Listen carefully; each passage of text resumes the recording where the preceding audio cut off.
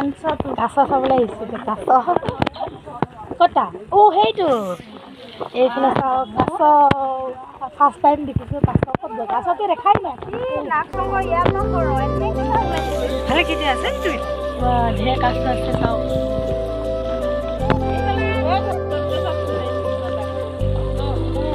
এই তেজপুৰ সেইফালে নাগ শংকৰ আছে খাবলৈ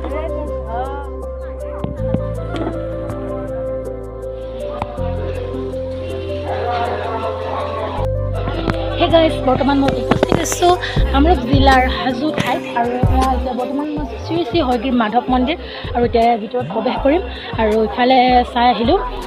পানী চাই আহিলোঁ আৰু ধুনীয়া ধুনীয়া কাছ জীৱনত ফাৰ্ষ্ট টাইম দেখা পালোঁ কাছ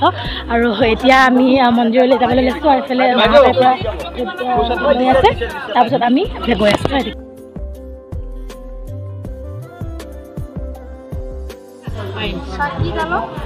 চাকি 5টা দিছে উঠিব পাৰিব কৃষ্ণ এতিয়া আমি গৈ আছোঁ এইফালে হয়গ্ৰীৱ মাধৱ মন্দিৰ চাবলৈ এইফালে চাওক চিৰি জানিব পৰা মতে ইয়াত প্ৰায় 100ডাল চিৰি আছে আৰু এতিয়া চাওঁ যাব পাৰোঁ নে নাই এই 100ডাল চিৰিদি যাম এতিয়া গৈ আছোঁ হয়গ্ৰীৱ মাধৱ মন্দিৰ চাবলৈ পুৰা 100ডাল চিৰি চাওঁ আৰু এইফালে জোতা চেণ্ডেল ওপৰত নিয়া নিচেই লিখি দিছে আৰু এতিয়া গৈ আছোঁ বলক কৃষ্ণ কৃষ্ণ মা ক'ত আহি আছে আৰু কেনেকুৱা লাগিছে আজি হাজো আহি ভাল লাগিছে এই চিৰিটো বগাও আহে এতিয়া চিৰিটো বগাই বগাই গৈ আছোঁ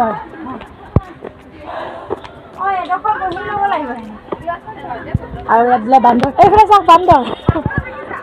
বান্দৰ ধুনীয়াকৈ গছডালত আছে বান্দৰ চাওক বান্দৰে বান্দৰ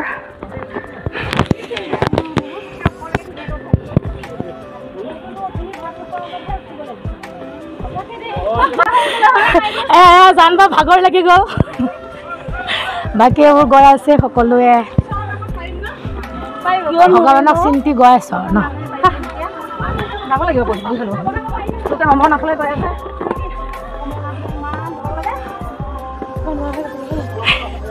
নোৱাৰা হ'লে আধা বগাইছেহে ভাগৰ লাগি গ'ল পাৰিম বলক ভাগৰ লাগিছে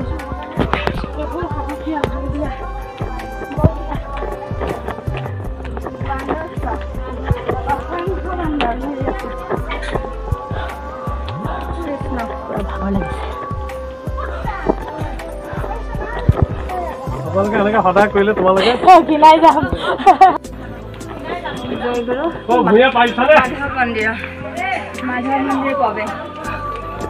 বেছি নাই আৰু ন ঘৰহে আছে আৰু পুৰা আহি আছে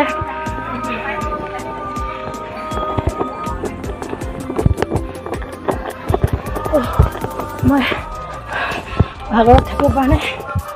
আৰু অকণমান আছে আৰু পালোহিয়ে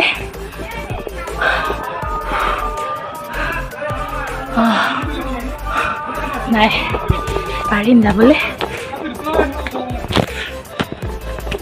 ফাইনেলি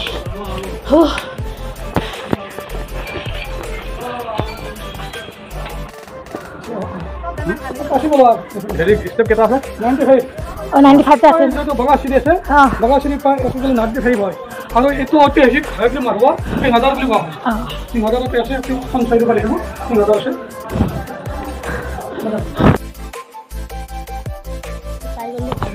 ভিতৰ ভাগ হয়গ্ৰীৱ মাধৱ মন্দিৰৰ ভিতৰ ভাগ চাওক এইফালে যাব লাগিব ন পুৰা ভাগৰ লাগি গ'ল চাওক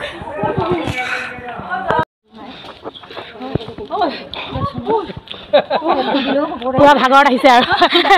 পুৰা ভাগৰত আহিছে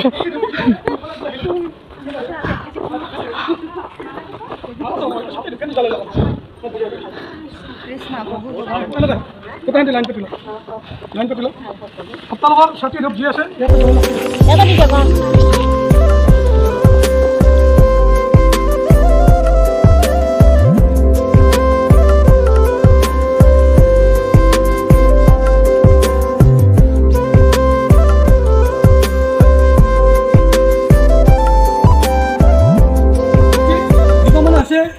গল মা মানে হৈছে লক্ষ্মী দেৱ মানে হৈছে স্বামী লক্ষ্মী স্বামী বিষ্ণু ইয়াতে হয়গ্ৰীৱ নাম লৈ বিৰাজমান আছে ইয়াতে প্ৰভু জগন্নাথৰ দ্বিতীয় অংশ আছে দ্বিতীয় জগন্নাথ গৰু পক্ষী গোবিন্দ মাধৱ বাসুদেৱ আছে ইয়াতে পঞ্চ মাধৱ আছে আৰু পঞ্চ তীৰ্থ নগৰী বুলি কোৱা হয় হয়গ্ৰীৱ মাধৱ গণেশ কামেশ্বৰ কেদাৰ কমলেশ্বৰ ইয়াৰ পঞ্চ তীৰ্থ নগৰীৰ ভিতৰত ধৰা হয় আৰু আমাৰ ইয়াতে আমি যি বিষ্ণু পুষ্প ঘূৰি আহি আমি সিংহদ্বাৰ পাইছোঁ সিংহদ্বাৰৰ পৰা আমি ইয়াতে চাতি ধূপ জ্বলাই লক্ষী মন্দিৰত যাম লক্ষীৰ পৰা আহি পেলাই আমি জগন্নাথ সেৱা কৰাৰ পিছত ভিতৰত যাম ইয়াতে হয়সুৰ আৰু বিষ্ণুৰ মাজত যুদ্ধৰ সময়ত গোটেই অসম ইয়াতে পৰাস্ত হৈ যায় তেওঁলোকে বিশ্বনাথ চাৰিআলিৰ শিৱ মন্দিৰ এটাত লুকাই থাকে এই কথা বিষ্ণুৱে গম পায় তেওঁলোকে আৰু যায় যাৰ ফলত তাত যুদ্ধ হয় যুদ্ধত গোটেই অসুৰ মৰি যায় হয়সুৰে বাচি আছিল বাচি থাকাত প্ৰভুক কৈছে যে প্ৰভু আপোনাৰ হাতত যে এটা মোৰ মৃত্যু হ'ব আপোনাৰ নামৰ লগত যে মোৰ নামটো সদায় কাৰণে থাকি যায় সেইকাৰণে হয়গ্ৰীৱ মাধৱ বুলি কোৱা হয় ধুনীয়াকৈ বুজাই দিছে যে কিহৰ বাবে হয়গ্ৰীৱ নামটো পালে আৰু ইয়াতে এই হাজো পঞ্চতীৰ্থ কেনেকৈ হ'ল কিহৰ বাবে এই ঠাইক পঞ্চতীৰ্থ বুলি কোৱা হয় যিহেতু ইয়াত হয়গ্ৰীৱ মাধৱ মন্দিৰ কামেশ্বৰ মন্দিৰ কমলেশ্বৰ মন্দিৰ আৰু কেদাৰ মন্দিৰ লগতে আছে গণেশ মন্দিৰ গতিকে সেয়ে এই পাঁচোখন তীৰ্থস্থান থকাৰ বাবে ইয়াকে পঞ্চতীৰ্থ বুলি জনা যায় আৰু ইয়াত কেনেদৰে হয়গ্ৰীৱ নামটো পালে সকলোবোৰ তেখেতে ধুনীয়াকৈ বুজাই দিলে আৰু ইয়াৰ পিছতে আমি ভিতৰৰ যি মন্দিৰ আছে সেই মন্দিৰলৈ আমি প্ৰৱেশ কৰিবলৈ গৈ আছোঁ আৰু তাত কিন্তু কেমেৰাৰ কোনো এলাও নাই সেয়েহে ভিডিঅ' কৰিবলৈ অকণমান মই যেনে তেনে কৰিলোঁ আৰু তাৰপিছত এয়া চাওক